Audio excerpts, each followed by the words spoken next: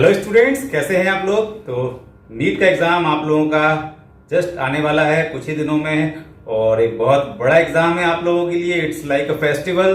तो जैसे हर बार होता है वैसे आप लोग शायद करने वाले हैं, बढ़िया एक त्यौहार मनाने जैसे जाते हैं वैसे बट शट पे जाएंगे। वहां पर खूब बढ़िया अच्छे से कपड़े पहनेंगे, अच्छे से ज्वेलरीज भी लेके गर्ल्स वगैरह, और हाथों में अंगूठी ये वो तमाम सारा ताम झाम लेकर पहुंच जाएंगे। इतना बड़ा उत्सव है आपके लाइफ का, तो डेफिनेटली आप लोग सेलिब्रेट करने जा रहे हैं, ऐसा फील होना चाहिए। तो जोक्स अपार्ट, सीरियसली अब पॉइंट पे आते हैं कि नीट का एग्जाम है, एग्जामिनेशन सेंटर पे आप जा रहे हैं, आपको कितना सीरियसली लेना है हर चीज को। बहुत ही आप छोटी छोटी चीजों को ध्यान दें। हर बार मैं देखता हूँ नीट का एग्जामिनेशन सेंटर जो होता है उसके बाहर दुकानें लग जाती हैं। एक जगह जूते चप्पलों की दुकान है, एक जगह बेल्ट की दुकान है, एक जगह और सामानों की दुकान है।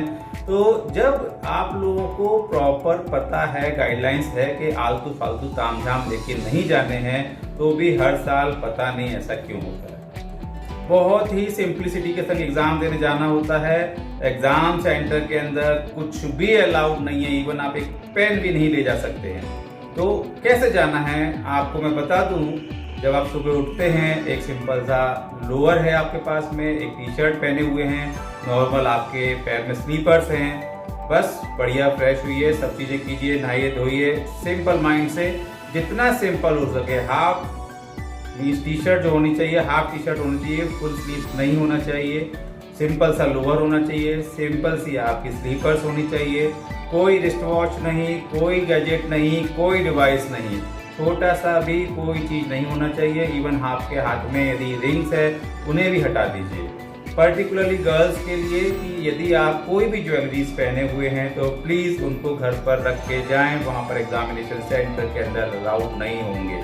क्लियर। तो ड्रेसअप सिंपल हो, बाकी कोई भी चीज आपके ना हो, ध्यान रखिए। हाँ, अभी कुछ दिनों पहले ही राखी आई थी, तो हाथ में राखी हो, राखी घर पे रख के जाइए निकाल के, चाहे फ्रेंडशिप बेल्ट हो, गर्ल फ्रेंडशिप बेल्ट हो, बॉय फ्रेंडशिप बेल्ट हो, जो भी टाइप के बेल्ट आपके हाथ में बंधे हो, ऐसा खाली हाथ रखिए, सिंपल, कुछ नहीं होना चाहिए। ठीक है, इतना सिंपल तरीके से आपको जाना है। क्यों, मैंने देखा है कई बार लोग फुल स्लीव पहुंच जाते हैं लेकर, फिर वहां पर उनकी स्लीव्स को काट दिए जाते हैं, उनकी ड्रेस खराब हो जाती है। तो वहां पर देखिए कोई भी आपकी जो इफ्स एंड बट्स हैं वो अलाउ नहीं रहते हैं, आपको पूरे रूल्स स्ट्रिक्टली फॉलो करते हैं। तो एक बात ये ध्यान रखिए। और दूसरा, आपको जैसे चल रहा है कि कोविड गाइडलाइन को फॉलो करना है, तो अभी जैसे आप लोगों ने यदि अपना एडमिट कार्ड निकाल लिया होगा तो एक एडमिट कार्ड के साथ में आपका एक सेल्फ डिक्लेरेशन फॉर्म भी होगा। उस सेल्फ डिक्लेरेशन फॉर्म को आप ध्यान से देखिए, उसमें आपका साफ लिखा हुआ है कि आपको कोई कॉमन सिम्टम्स तो नहीं है, फीवर कफ इस टाइप का, तो वो सब आपको मेंशन करना है। अपार्ट फ्रॉम दैट उसमें ये भी मेंशन करना है कि कुछ दिनों में आप किसी कोविड पॉजिटिव के कांटेक्ट में तो नहीं थे।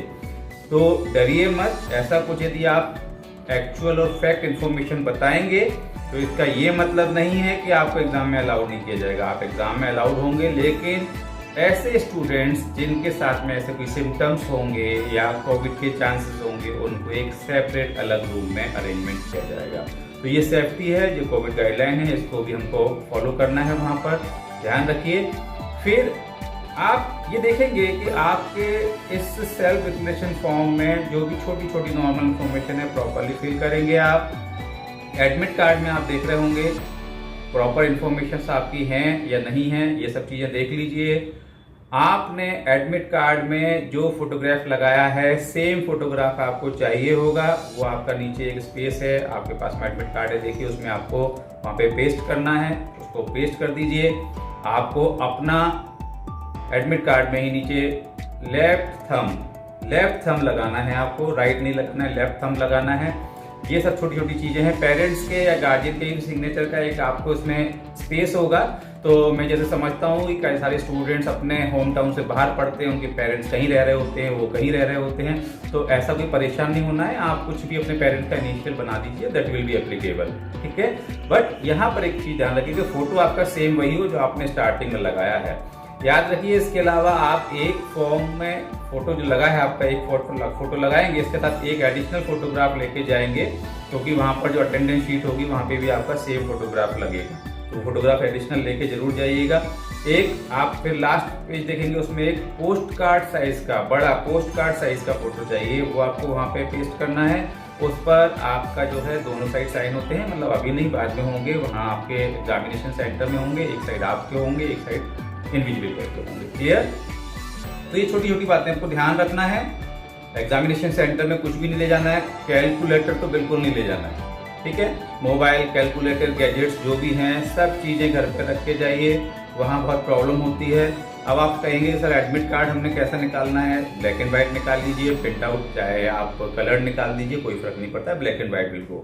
अब आप एक चीज ध्यान रखिएगा कि वहां पर आपको ले जाना क्या है, तो ले जाना क्या है वो ध्यान रखिए। आपका जो एडमिट कार्ड जो है आपके संग, इसमें जो प्रोफार्मा पीछे है जिसमें सेल्फ डिक्लेरेशन फॉर्म है, ये सब चीजें लेके जाना है।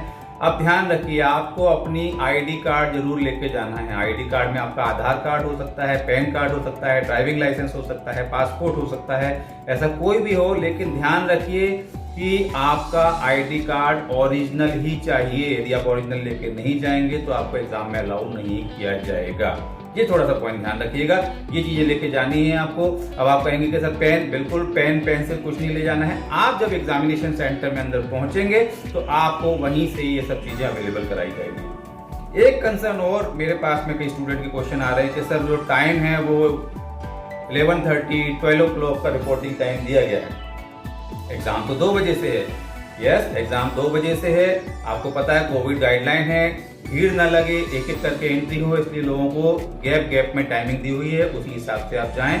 बट यदि आप लेट भी हो जाते हैं तो घबराने की जरूरत नहीं है। 1:30 तक आपको एंट्री अलाउ रहेगी। 2 बजे से एग्जाम शुरू होता है, 1:30 से एंट्री अलाउ रहेगी। जैसे ही आप एग्जाम सेंटर में अंदर पहुंचेंगे 1:45 पे आपको जो है वो क्वेश्चन पेपर मिल जाएगा। आप उसको ऊपर जो भी गाइडलाइंस हैं उनको ठीक से पढ़िए, उसमें आपकी जो भी इंफॉर्मेशन फिल करनी है वो प्रॉपरली ठीक से फिल कीजिए। ये सब चीज़ों के लिए आपको 5-10 मिनट मिलेंगे, तो कि 10 मिनट 15 मिनट पहले आपको क्वेश्चन पेपर मिल जाएगा। प्रॉपरली फिल करना जरूरी है। उसके बाद में जब आपका 2 बजे एग्जाम शुरू होगा, आपको पेन वगैरह जो भी एडिशनल चीजें वो प्रोवाइड की जाएंगी। रफ, हाँ बहुत सारा रफ पेपर चाहिए होगा आपको। अरे भाई रफ से फेयर पे आ जाइए, कितना रफ काम करते रहेंगे, वहाँ कोई रफ वफ की टेंशन नहीं है।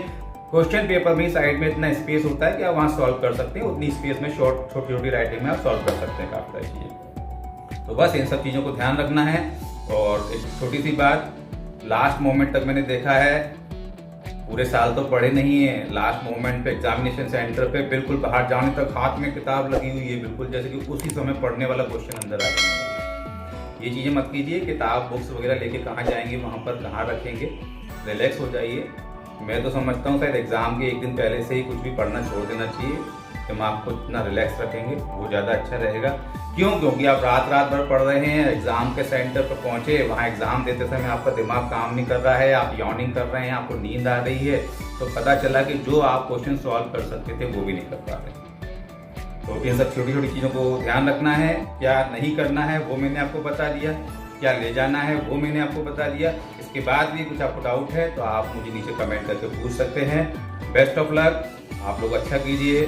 और इसके बाद भी यदि आपको आगे कोई काउंसलिंग की जरूरत हो कि आपका क्या स्कोर बनने वाला है, किस स्कोर पे आपको कौन से कॉलेजेस से अप्लाई करने हैं, कैसे आपको काउंसलिंग में अपने कॉलेजेस की जो है वो लिस्ट फिल करनी है, इन सब चीज़ों की इंफॉर्मेशन भी आपको चाहिए तो आप मुझे कांटेक्ट कर सकते हैं। तो once again thank you very much. आप लोगों को सभी को मेरी शुभकामनाएं। अच्छा कीजिए। Good bye.